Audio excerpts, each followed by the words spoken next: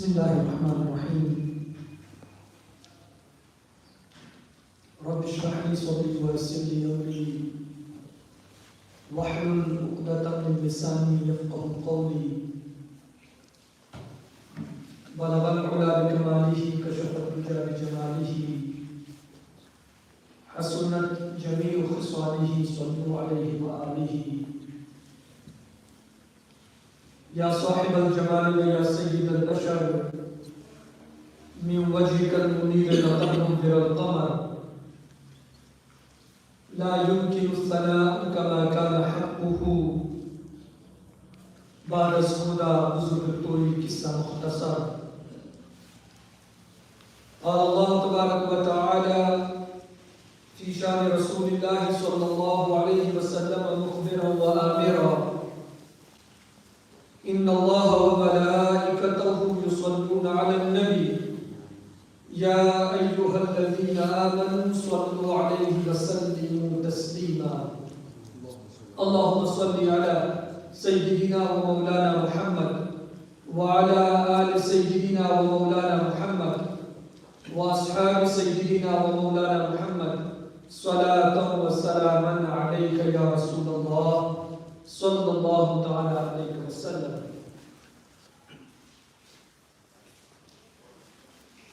Whenever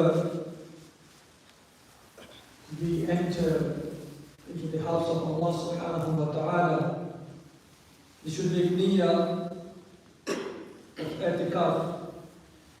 For every moment you spend in the masjid, inshaAllah ta'ala, Allah subhanahu wa ta'ala will reward you for it. Also, Hazrat Abdullah Alawi al-Haddad, rahimahullah, he says that whenever you come or whenever you leave your house, you should make niyyah of learning and of teaching. Nawaitu ta'allum wa ta'alim. I intend to learn and I intend to teach. Rasul Akram, Nur Mujassam, Fakhr al-Alam, sallallahu alayhi wa sallam, he mentioned that khayrukum man ta'allama al-Qur'an wa 'allama. The best amongst you are those who learn the Qur'an and who teach the Qur'an. May Allah subhanahu wa ta'ala give us tawfiq to learn the Qur'an, recite the Qur'an, to understand the Qur'an, and to act upon the Qur'an.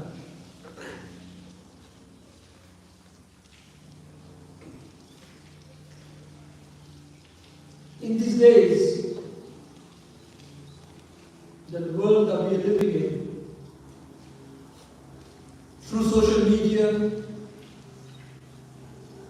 and from wider world, what we see that everyone wants to become the best. Irrespective of which field that they are in, irrespective of what they are doing, whoever they are in their field, they want to become the best. Prophet ﷺ, he made easy for us. And he says that you want to become the best. Here is your solution. Here is your answer. And that is, خَيْرُكُمْ مَنْ تَعَلَّمَ الْقُرْآنَ. Take the step of learning the Quran. Begin your journey in learning the Holy Quran. You'll become the best. Up until that point, you are a student. And once you have gained that knowledge, you will become the teacher. So at that point, Rasulullah sallallahu alayhi wa sallam said, خَيْرُكُمْ مَنْ تَعَلَّمَ الْقُرْآنَ وَعَلَّمَهُ. You were a student, you were the best, now you are the teacher, you are still the best. So, my first message for today, for each and every one of you, is that we embark and we start our journey in learning the Quran, in understanding the Quran. Wallahi, when you open the Quran and you start reading ayah by ayah, you start analyzing word by word, you will find that there is an ocean of knowledge hidden in every word of the Quran. May Allah subhanahu wa ta'ala give us tawfiq. I was asked by your Honorable Imam and your Khatib to talk about the events after Karbala. And I have a habit of beginning my talk with some words of wisdom regarding learning of the deen. So it's kind of fitting that today we are talking about, well, before this point I was talking about the silent Quran. And after this point I'll be talking about the speaking Quran. And with that I mean Imam Ali Maqam, Imam Hussain radiyallahu ta'ala. You will find that certain individuals, that they will only talk about Hussain. We are those, we will talk about Imam Hassan as well. We are those who will talk about Imam Hussain as well. And the other Ahlul Bayt al-Adham. We are Ahlul Sunnah wal Jama'ah. We love, we cherish, we love, we respect, we honor every member from the household of the Prophet sallallahu alaihi wasallam. But Imam Ali Maqam, Imam Hussain radiyallahu ta'ala, he holds a special place in our heart. For what he has done, how he stopped Yazid from violating the boundaries of the Quran, the boundaries of Islam. How he watered the garden of Rasulullah sallallahu alaihi wasallam with his own blood, as well as the blood of his sons, his nephews, his friends, his companions.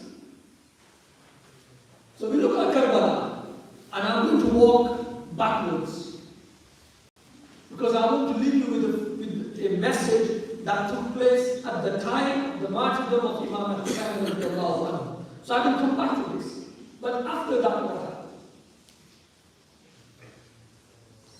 And on this point, again I want to make another point very clear, that again there are certain individuals that they will praise Yazid. They have written books. I came across one of the books that that man is comparing Imam Abu Hanifa rahmatullahi ta'ala with Yazid. They say Yazid, may Allah be pleased with him. After what he has done, they made dua for him. So the army of Yazid, and the reason I say it's the army of Yazid, because the army was there through the order of Ibn Ziyad, and Ibn Ziyad was there because of the order of Yazid. So ultimately, it's the leader who is responsible for it. If a city is not working in a manner that it should be working, who is responsible? The mayor, the head of the city. Ultimately, he is responsible. If country is not doing well, then the president or the prime minister is responsible. So, Ibn Ziyad was there with the order of Yazid. So Yazid is responsible for every atrocity that took place in the plains of Karbala. What they did? Once Imam Hussain and his friends, when they were brutally murdered, when they were butchered, they put the bodies of the martyrs in the plains of Karbala and they rode their horses over them. They took the clothes off. They removed the veils of the female, of the ladies of the noble household of Rasulullah sallallahu alaihi wasallam. And the parda, the hijab, is given as an example. Look at the parda, look at the hijab, look at the hijab of Sayyidah Fatima. This was their level, the way they are given as an example. They are role model to our mothers and sisters. Their child was taken from them. Their tents, their camps were burned. And the soldiers of Yazid, they are celebrating. They enjoy themselves. Because they are victorious. They feel that this is their victory.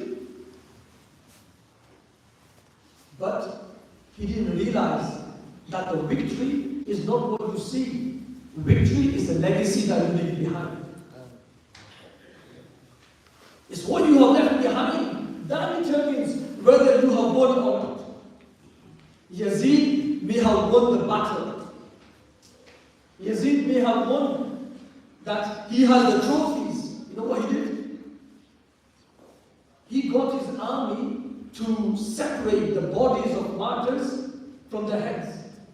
And they took the heads on a spear and they are paraded in the streets of Kufa as the trophies of war. It was placed before Ibn Ziyad, and Ibn Ziyad is playing with it. He's playing with the tongue of Imam Hussein. One of the companions who was present, he says, Ibn Ziyad, what are you doing? This is those lips that wallahi I have seen Rasulullah sallallahu alayhi wa sallam kiss. And you're playing with it? You're disrespecting it?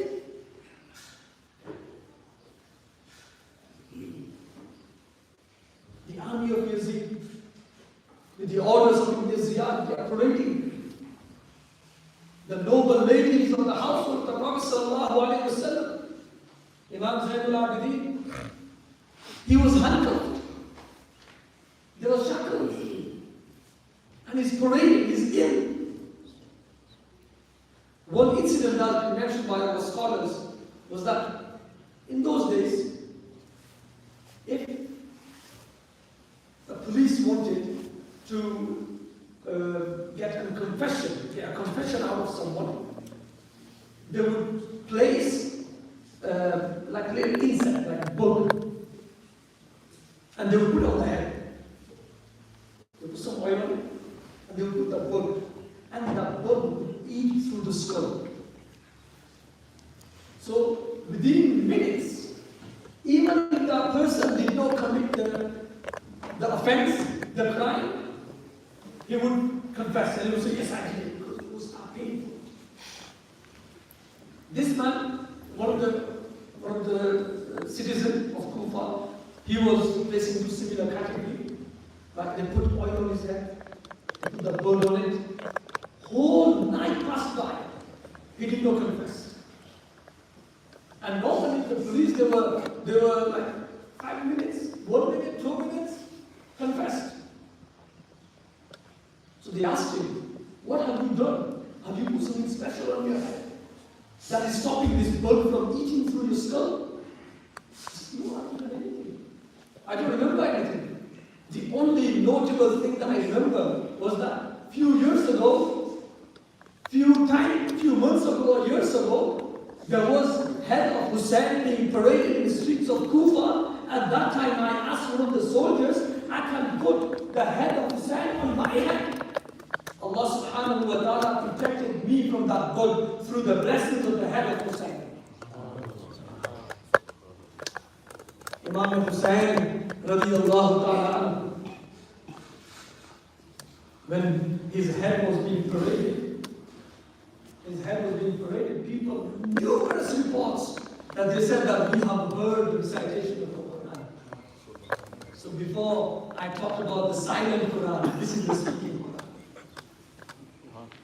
There are many stories of monks, many stories of priests, Christian priests, they become a Muslim after hearing the recitation of the Quran through the blessed head of Imam Hussein radiyallahu ta'ala. This is Hussein. And those people who are hell-bent on praising Yazid, I would ask them that have you read through what he has done to Medina even after the martyrdom of Imam Hussein radiallahu anhu? He ransacked the Prophet's mosque for 3 days. For 3 days. There was no namaz, there was no jama'ah, or seeming apparent jama'ah in the masjid of the Prophet sallallahu alaihi wasallam because of the atrocities caused by the soldiers of Yazid. Yazid even sent his army to Karbala, to Makkah al-Mukarramah as well, the city of peace, the city of Rahman, where everyone is protected. He ransacked Makkah al-Mukarramah as well. Are we still going to defend Yazid?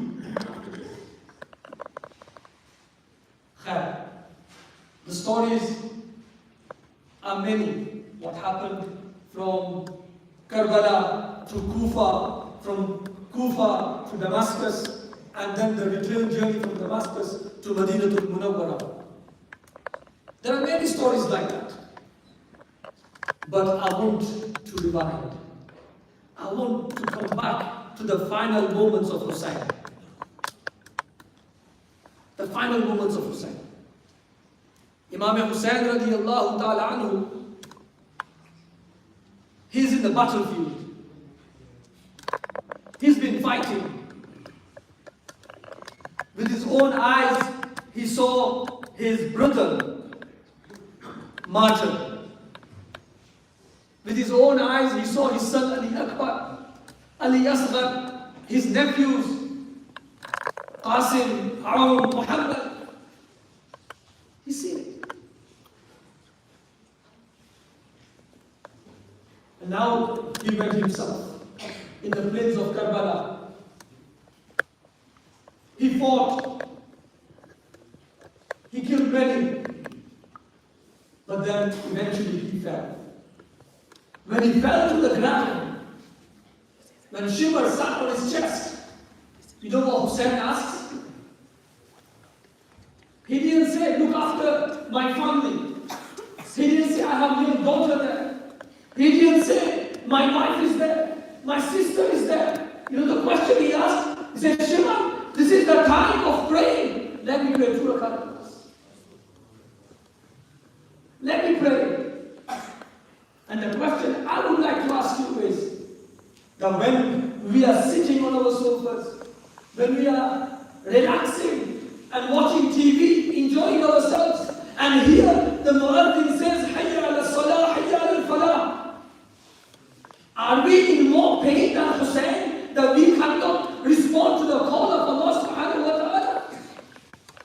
Why our mosques are empty? Are we in more pain?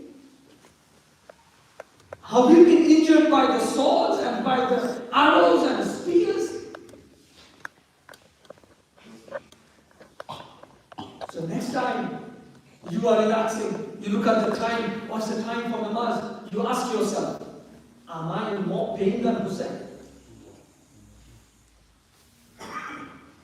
Wallahi, you will come nowhere near the pain of Hussein. Hussein woke up in the morning. In fact, for 3 days he did not eat or drink. He spent the night in worship of Allah subhanahu wa ta'ala. He spent that night. In the morning, he woke up, led Salatul Fajr, and then the battle begins. The first person goes and fights. Hussein, he walks to the battlefield and he brings the body of the martyr back to the camp. Is anyone here who has given a ghusl to death? You know that when the person passes away and you give them ghusl and you have to lift them, are they heavy or are they light? They're extremely heavy at that point. I gave ghusl to a 17-year-old boy. There were 4 of us and we struggled. There were 4 of us, 17-year-old boy.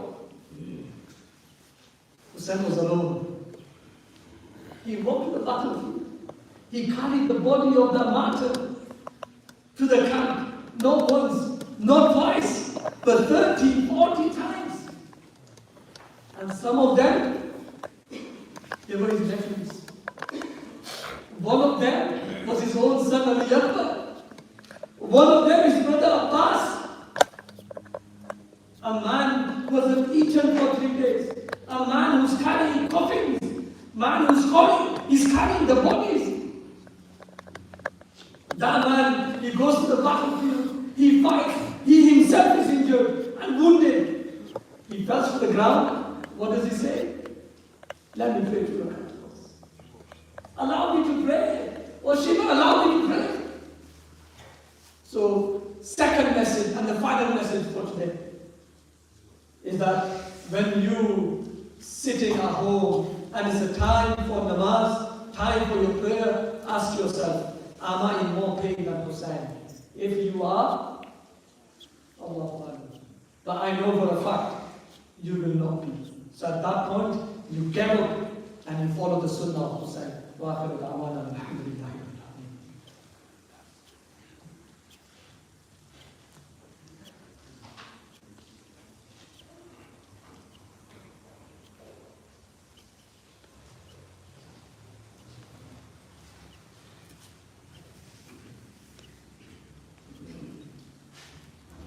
MashaAllah. Jazakallah. Hazrat Maulana Hafiz Faizur Rahman Sahab Naqshbandi Mujaddidi, who's Imam of Madani Masjid, Dewsbury, United Kingdom, MashaAllah. He was giving a beautiful message, and he is the principal of Muhaddis Azam Mission Madrasa as well, Khalifa Shaykh al-Islam. And the first time he arrived to South Africa, and this is his first Jumu'ah al-Mubarak in Masjid al-Hasanain. On behalf of Imam Ahmed Raza Education Institute and Masjid Hasanain, I would like to say Jazakallah for giving your precious time and beautiful nasiha and beautiful points what we learned from the Shahadat and martyrdom of Imam Hussein radiyallahu tabarak wa ta'ala. May Allah subhanahu wa ta'ala grant all of us the ability to practice upon it. You can say Ameen. May Allah subhanahu wa ta'ala grant all of us to practice upon it. Ameen. And may Allah subhanahu wa ta'ala enlighten our hearts with the teachings of Imam Hussein radiyallahu ta'ala. Ameen. 1-2 minutes quickly I would like to take with that. Basically, the message, the rumor is taking place that they're trying to say that Yazid, said sorry, and Yazid said after this Qafila caravan went to Damascus in Syria, he gave lots of gold and silver, and he said sorry. Other side people say he was involved. Some people are talking like that. So I said, okay, no problem, I will kill your family, your wife, your children, I will kill. After that, I say sorry. Sorry. And I will kill lots of them. So you will think that I am not a criminal. Is that okay? Some stupid people, I don't understand. They don't have brain. And this so-called Maulanas, they're talking. They don't have brain. They're saying, no, how can you talk like that? Yes, exactly, he did. He made an environment like that. He called women and people to cry and show off that, no, I was not happy.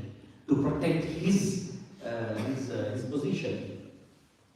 So that's why he acted like, no, okay, no, I was not, the Ziyad did his own, I didn't say to kill him or this and that.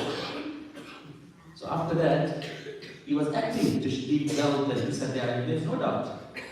But that is not used to really, I kill you, I kill your family, I kill your children, I kill your nephews, I kill your brothers, and after that I kill lots of gold wealth. And I said, sorry. What is it? Sorry. You forgive me, it's fine. I said, no, Musa is a very good person.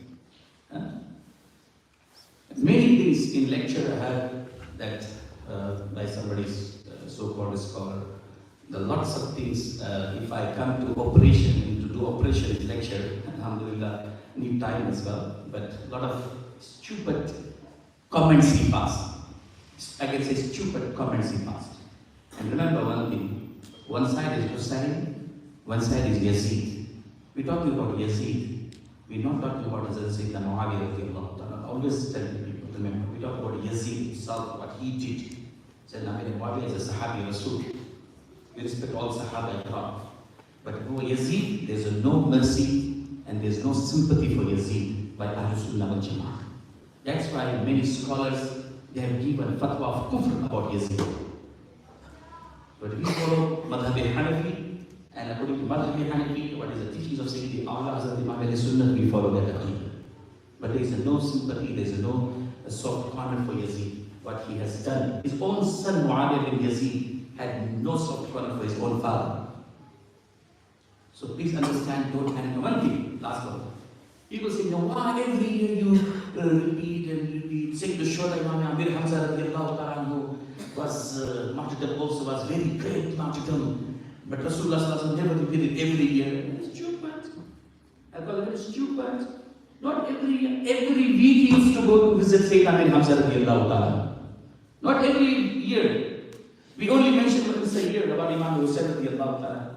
Rasulullah used to go every week to to visit Sayyidina Amir Hamza radiallahu ta'ala. Why? That is why. Now Saudi also they believe that. They take for ziyarah, Sayyidina Ibrahim, the Quba and Uhud. So you must understand that. Not every month, not every year, every week Rasulullah sallallahu alaihi wasallam used to go. And you have to remember Hussein not once a year. I will say you have to remember every day of your life the martyrdom of Imam Hussein radiallahu ta'ala. That's how was the message that whenever you are in comfort and when Muazzin Sahih al-Salah and think about Imam Hussein Shahadat, he never missed his Salah in Karbala, and we miss our Salah while we are sitting in nice couch. May Allah subhanahu wa ta'ala grant our tawfiq, inshallah. Tonight, inshallah, we are having also Mufti Azam Hind, the Shaykh Ali Ala Hazrat, inshallah, in this masjid after Isha Salah. So all brothers and sisters are welcome. Refreshments will be served. And inshallah, tabarak wa ta'ala, following week, Sunday, 21st of August, we are having a ladies Shoda Karbala program in the hall. So please tell your mothers and sisters and your daughters to attend this program. Assalamu alaikum wa rahmatullahi wa barakatuh. Bismillahirrahmanirrahim. Inna Allah wa malaikatahu yusalluna ala al-nabi. Ya ayyuhalladhina amanu sallu alayhi wa sallimu taslima. Allahumma salli ala sayyidina Maulana Muhammadin 'adada ma fi lillahi salatu da'iman.